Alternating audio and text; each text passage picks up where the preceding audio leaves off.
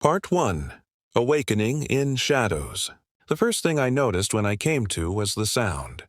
A rhythmic beeping that seemed to pulse directly in tune with the dull ache in my head. The air was cold and sterile, heavy with the faint tang of disinfectant. My eyelids felt like lead, but when I finally pried them open, I was met with the blinding glare of fluorescent lights above. I didn't know where I was. A hospital, obviously, but why? I couldn't remember anything beyond a flash of red. A car, maybe? The screech of tires? My thoughts were sluggish, scattered like pieces of a shattered mirror. Panic rose as I sat up, pulling at the thin hospital gown I wore. An IV tube snaked out of my arm, and I yanked it out without thinking, wincing as blood welled from the puncture. The room wasn't right. It was too quiet. Hospitals were supposed to be bustling, nurses chatting, patients groaning, the hum of machines. But here, silence hung like a thick fog. I swung my legs over the side of the bed, noticing for the first time that my feet were bare. A chill raced up my spine as I touched the icy floor. The walls were bare, the kind of generic white that screamed bureaucracy. But there was something unsettling. A dark stain smeared along the lower corner of the wall. It looked like dried blood. "Hello?" My voice came out hoarse, cracking like I hadn't spoken in days. No answer. That's when I saw it. The message scrawled in shaky red letters across the wall near the door. "Leave while you can." My stomach dropped. My instincts screamed at me to run, but my legs felt rooted in place. The message wasn't dry like the stain. The red paint, was it paint? Glistened wetly under the harsh lights. Someone had written it recently. "Hello?" I called out again, louder this time. I staggered to the door, my heart pounding in my chest like a drumbeat. It opened with an unsettling creak, revealing a long, dimly lit hallway. Most of the lights flickered, casting shifting shadows that made my skin crawl. The hall stretched endlessly, lined with doors on both sides. Some were slightly ajar, others firmly shut. I stepped out hesitantly, each movement amplifying the whisper of my feet on the polished tiles. I glanced back at the room I'd left and froze. The door had been numbered 303, but the digits now dripped with that same red substance, as if melting away. A low groan echoed from further down the hall. Not a human groan, something deeper, resonant, like the earth itself protesting. I turned towards the sound, my muscles tense, ready to bolt. Shadows moved at the edge of my vision, just beyond the reach of the flickering lights. My mind screamed at me to wake up, that this had to be a dream, but the cold was too real, the fear too sharp. There was no escaping this nightmare. Not yet. I needed answers, but first I needed to find a way out. Part 2. Into the maze. The corridor seemed to stretch endlessly, bending and twisting like a living thing. I shuffled forward, my footsteps echoing in the unnatural stillness. Every few feet another message appeared on the walls, smeared in that same crimson substance. "Don't trust the doors. It watches. Stay quiet." I wanted to turn back, retreat to the relative safety of room 303, but even the thought of that door made my chest tighten.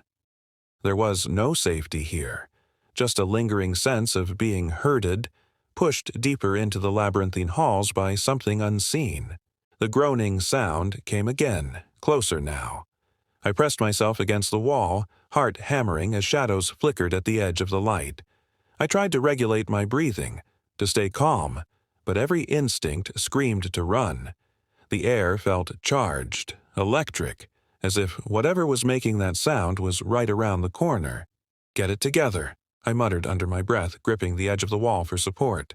That's when I noticed the first open door, room 307. The door was slightly ajar, light spilling out into the corridor. Unlike the flickering fluorescence above, this light was steady, warm, almost inviting.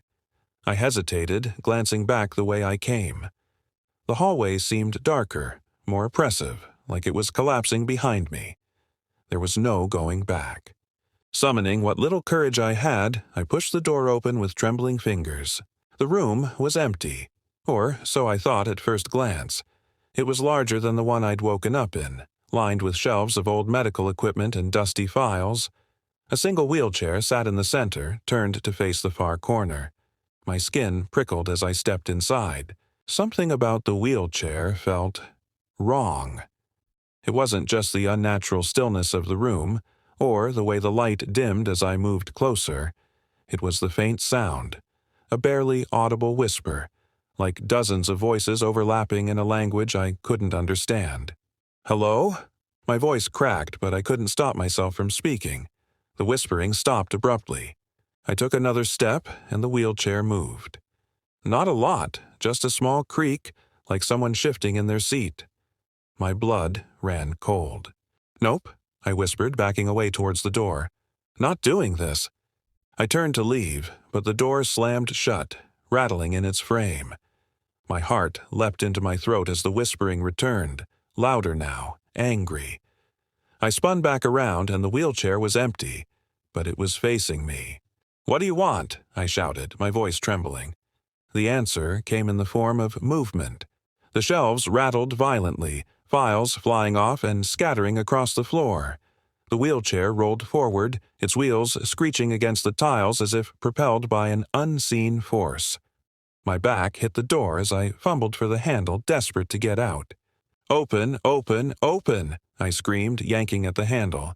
It wouldn't budge. Behind me, the whispering grew deafening, a cacophony of anger and despair.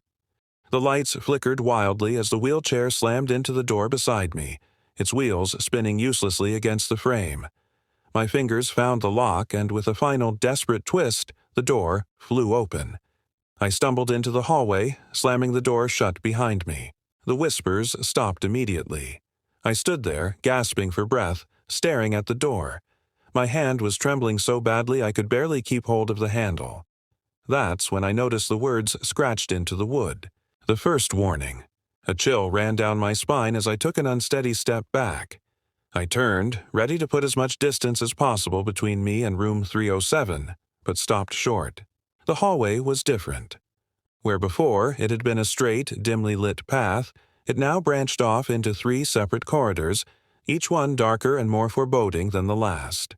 Something had changed. The hospital wasn't just a maze, it was alive, and it didn't want me to leave. Part 3. The Watcher. I stood frozen, staring at the 3 branching corridors before me.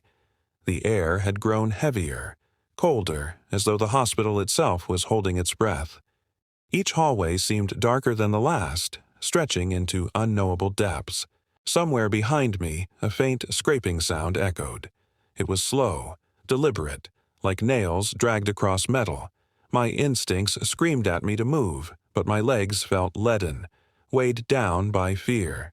Then I saw it, or rather, its shadow. At the far end of the leftmost corridor, something impossibly tall and thin moved just out of reach of the flickering lights. Its silhouette was grotesque, inhuman, arms too long, joints bending the wrong way. The scrape came again, and I realized it was dragging something heavy along the floor. It didn't seem to notice me. Yet. I bit my lip to stifle a gasp, forcing myself to look away from the thing in the corridor. My options weren't much better, middle or right.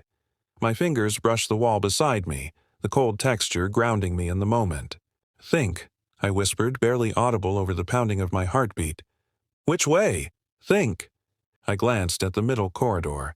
It was completely dark, the lights overhead flickering only briefly before plunging it into shadow again. Something about it felt wrong.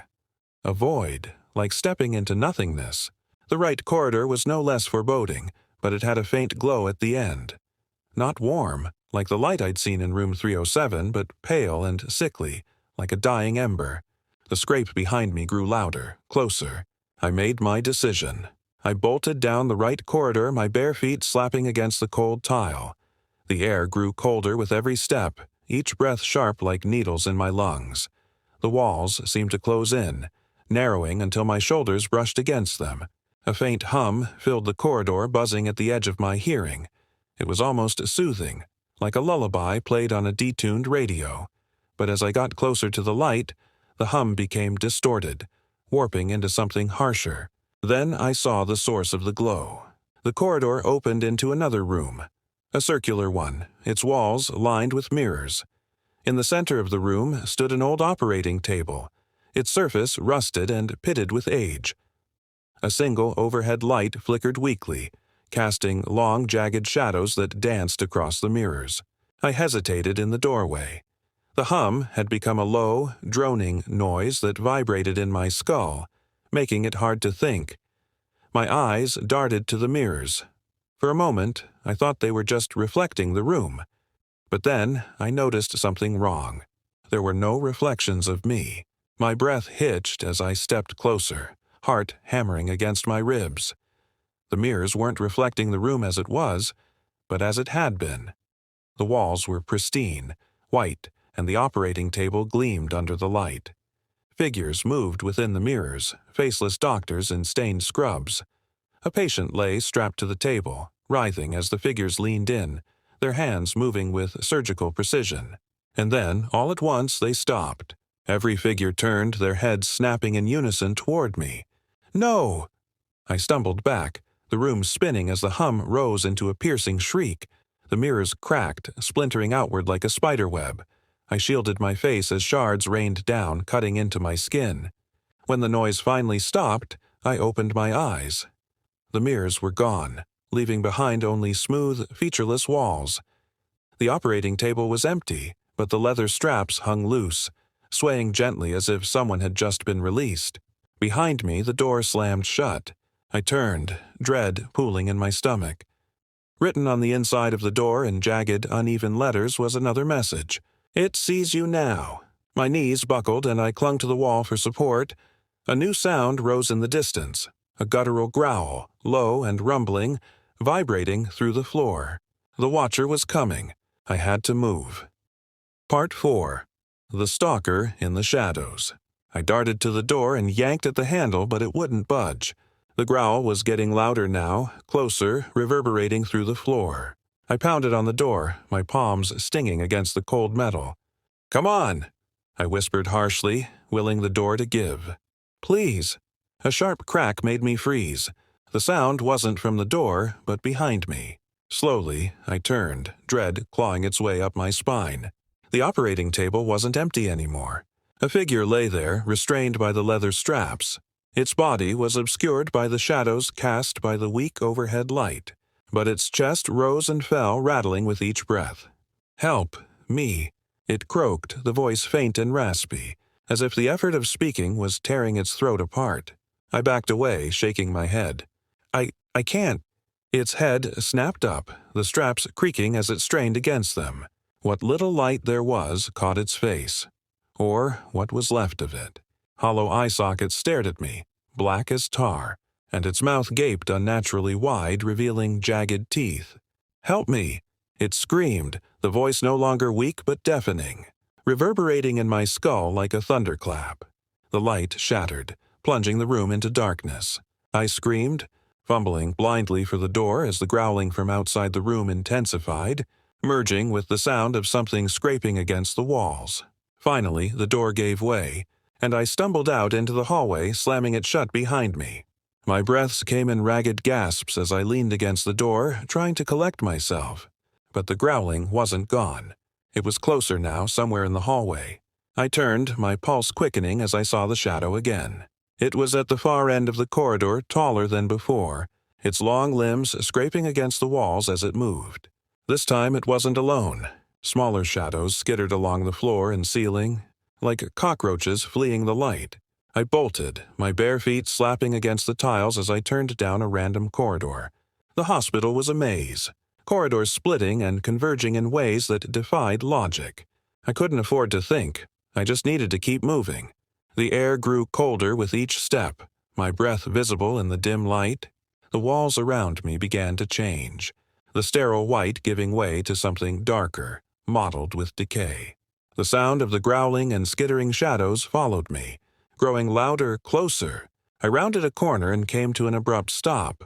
The hallway ahead was blocked by a large steel door, its surface covered in deep scratches. A single word was carved into the metal. "Wait!"